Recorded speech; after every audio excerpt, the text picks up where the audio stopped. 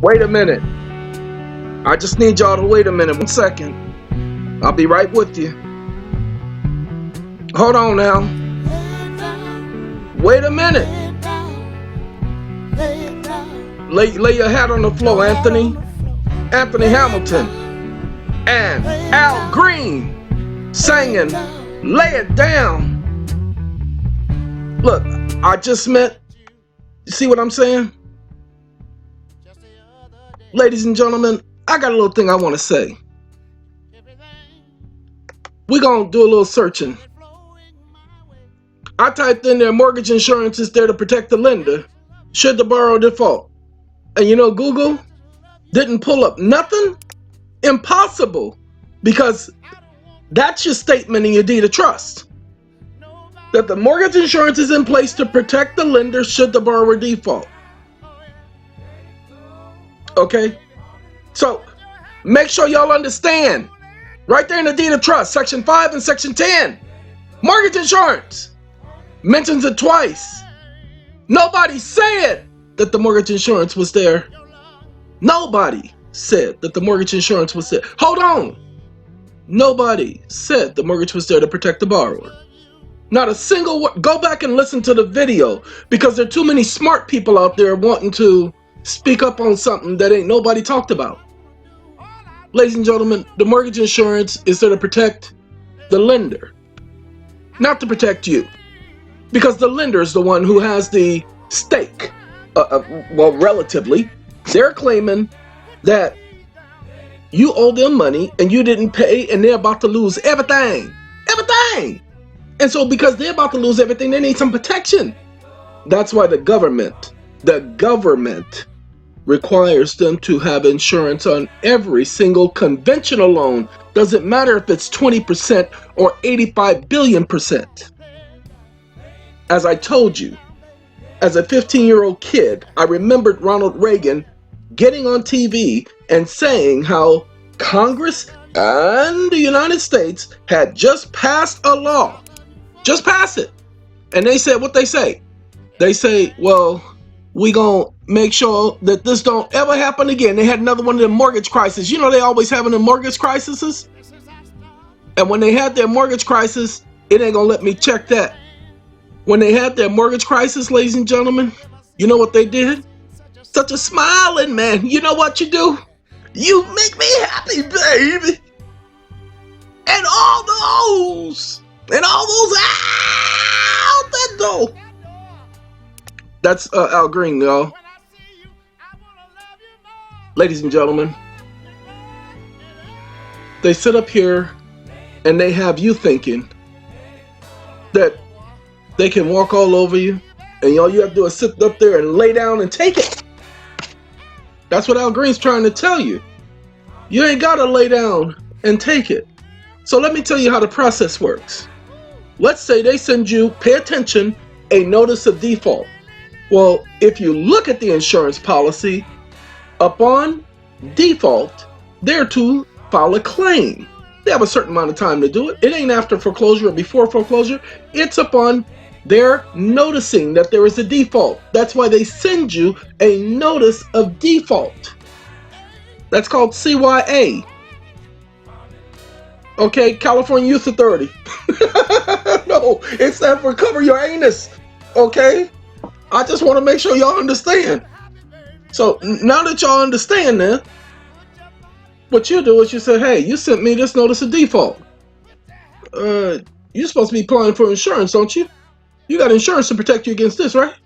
Well, I'm now here letting you know I can't pay you. You need to go file that insurance. And you must exhaust. If you guys understood foreclosures in America, the bank must exhaust all of their other means, because foreclosure is a last measure of result. It is the absolute last thing they're supposed to be doing. So why are they doing foreclosure before they do default insurance? Now look, some of you people are new. You don't know my videos. Okay, I've already covered this.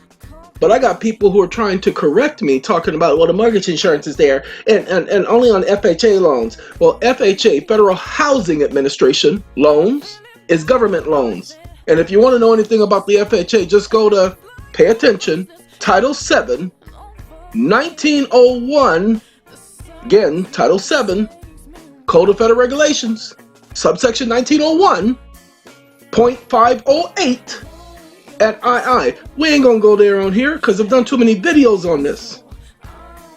Okay, ladies and gentlemen, those of you who are coming to this channel and you're not understanding that I've already done the research, that I'm not speaking on things I don't know, I keep telling you, correct me if I'm wrong, but some of you are not even, oh God, you're not even making an effort.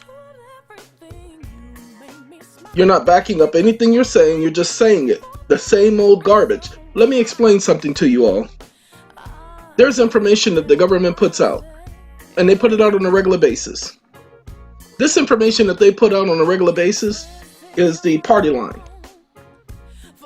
They say a lot of things. Remember, they tell you must pay cash. Well, where's cash? They say dollar bills are cash. Really? I don't see anywhere in the Constitution where it's authorizing cash. I do understand where it authorizes money. Well, is cash money? Cash money? Jaru? I'm sorry. Ladies and gentlemen, let me make sure you guys understand. There is nothing in the Constitution about no cash money. There's no definition for cash except for they created it later. And that's why the courts will tell you got to pay cash. No, I don't want to pay cash. I want to pay money. So where's money? Where do I have access to this cash or this money? Can't tell me legal tender because legal tender has no value. I can't pay anything with something of no value. Remember, when you pay for something, that's a contractual relationship. You're agreeing to pay in exchange for something of value. Well, ladies and gentlemen, there has to be value and there has to be consideration. Legal tender is not consideration. Remember, dollar bills, according to Title 12, Section 401, can only be used by Federal Reserve banks and their member banks in advancements between each other. That's all it is, a coupon. I can't use that coupon to pay for anything. I don't care what the common practice is. The law does not say that that's a mandatory thing. So where is it in law? We ain't gonna be talking about this too much longer. So I want to let y'all know, when I told you, you need to know that your property has insurance, and I don't care if that's on the interest. You must understand that there's insurance is what I was saying. Wasn't talking about that was the full payment. And by the way, I pointed out that it was the interest, monthly interest payments on, that's what covered the insurance. And I don't care if FHA is the insurance carrier. They have an insurance claim form.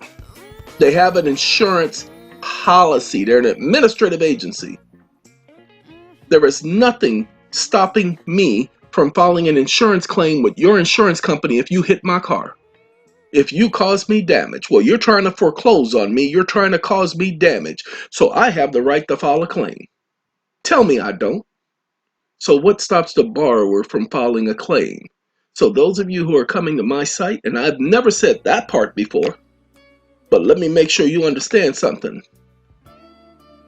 If you're gonna, and I invited people, I said, prove me wrong, but words don't prove nothing. So stop saying words. I just gave you two laws. Title 7, CFR 1901.508 at II. That's your first one that you're going to pay attention to. Well, I and then II, or the lowercase I and then the lowercase I, or 1 and 2 of Section 508 of 1901. Okay? All you do is go Google 7 CFR 1901.508, then the two lowercase i's right next to each other. Take you right there to it. Now, at first, they removed that. The government actually removed that law from the internet because of myself and my people. Because this is the research we did back in 2011. So I just want you all to understand something. I put out a video telling my people that there was a particular law because I told them I remembered Ronald Reagan on television doing a news broadcast in prime time. They had just had a financial crisis right after he came in office, And he promised that this would never happen again. That the federal government was now going to insure home loans. The very next day, I'm on the bus. I used to sit in the back of the bus. This is when the older men sat in the back of the bus, the ones who were headed to work. And we would sit on the back of that bus together. We would talk about this type of stuff, people. I'm a 14-year-old kid at that time. No, I'm 15 because my father had passed just a couple of months before. So I'm on the bus talking to these older men. And I said, wait a minute. How in the world is the government, going to give everybody a free home? How are they going to insure all of these homes? I said, that's too many people. They ain't got that kind of money. That's what I said as a child because I really didn't get it. And that was our conversation. So, when I started hearing about this foreclosure stuff, and I'm like, wait a minute. And I started looking at deed of trust, and I see the mortgage insurance right there, and I'm like, wait a minute. I remember Ronald Reagan saying they were going to insure every home in America. His exact words, we're going to insure all the homes in America. Now, of course, he was talking about conventional loans, and that's why I used and I qualified and quantified the phrase conventional mortgages. Conventional. I even pointed out in the next video that it was a conventional home loan. Okay, it was a conventional mortgage. It must have insurance. That's federal law. Now, if you have a conventional mortgage and you don't have insurance, then you need to raise some Sadies. Sadies. Not Hades. Sadies. You know. All right. Ladies and gentlemen, let me see if I could explain it this way so that you get this understanding. All of your homes have insurance on it, whether you think it does or not. Even if they say you must provide the insurance, you're a liar if you think the banks don't have insurance on the back end. Just like, let's say, back in the 80s, these scrupulous people were going around talking to the gang members, saying, look, tell you what, you guys are out here and you're living this dangerous life. You know what we're going to do? I'm going to get an insurance policy in your name. And I'm going to get this just in case anything bad happens to you. And that way your parents will get paid, your family will get some money. Because if you die right now, they ain't getting nothing. Okay, but I'm going to pay the policy. Okay? I'm going to pay the policy for you. And you can go out there and do whatever you want. And you ain't even got to worry about me. Here's a copy of the policy. All you got to do is sign it. All right. Now your parents are going to get 40%. 40%? What the? You give them 40? Hey, without this, they ain't getting nothing, and I'm the one paying the monthlies. So you let me do what I do. 40% is better than no percent. All right. All right, sign. Anybody else? Oh, all of you. Oh, God, I only brought 25. All right, I'll go get another 60. A lot of gang members. And they were doing this in the 80s. This actually made the news, that individuals were getting insurance policies on gang members, okay? And they were paying the policy. Ladies and gentlemen, there's nothing stopping somebody from getting an insurance policy against you without you even knowing. You don't even have to sign it,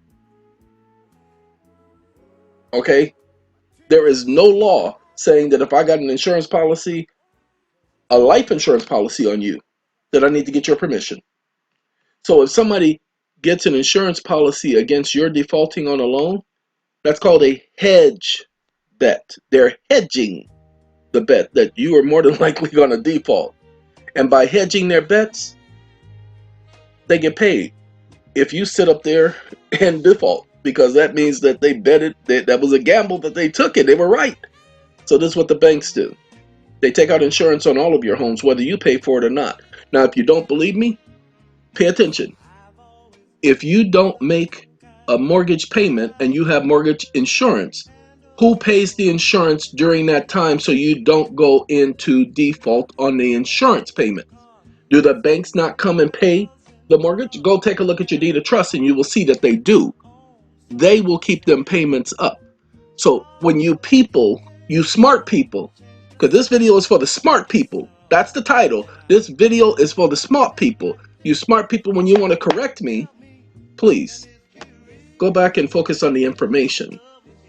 Don't focus on trying to correct somebody. If I'm wrong, I'll be wrong, and I'll admit I was wrong. But when it comes to this insurance stuff, everything is insurance. Josiah, where are you? Young man named Josiah. You know, Josiah, I forgot your last name. No, it starts with an M. Okay, it's like that Freeman guy that played in Stand By Me. That's Josiah. Ladies and gentlemen, Josiah is the one who helped with the research on understanding that insurance is everywhere. Everything is insurance. Everything the government does, there's insurance associated with it. That's why mortgage insurance is so pivotal in all of this. Do you know that they actually have insurance on your quote-unquote mortgage-backed securities? Again, ladies and gentlemen, that's what all the hedge funds and the hypothecations, I said hypothecations. I know it's hypothecations, but hypothecations, okay? We here doing an edumacation, so we gonna hypothecation. All right. All of that stuff is all insurance, people. Everything is insured. Why do you think when the so-called crisis happened, AIG had the biggest problem? Because it was the largest insurer. American Insurance Group. AIG, you remember them? Because they were my insurance company for my workman's compensation. So, ladies and gentlemen, nice try. Sorry. No dice. This is for the smart people.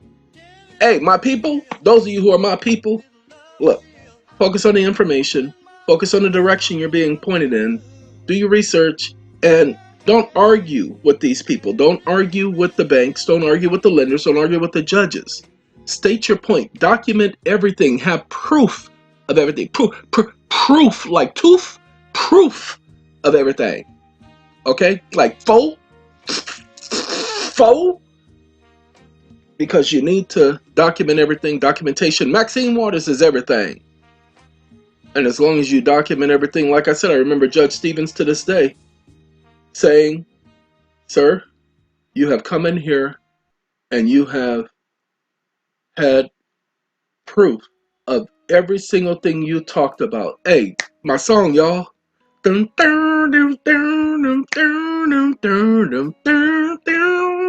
When you, ladies and gentlemen, you guys just need to understand how great some songs are. Dun, dun, dun, dun, dun, dun, dun, dun, dun, dun, dun, dun. I haven't heard this song in a long time, at least 7 years. But I'm just gonna let y'all know this is the song. Ladies and gentlemen, getting back to the subject, Judge Stevens said, I don't know of a lawyer who could have done a better job. And I, in turn, said to Judge Stevens, thank you, Judge Stevens, and you have a nice day. I won 3 cases that morning. In each case, same thing, documentation, proof of service, notices, receipts, everything. All itemized, all labeled, all exhibited. Hey, that's what I do. That was 2003.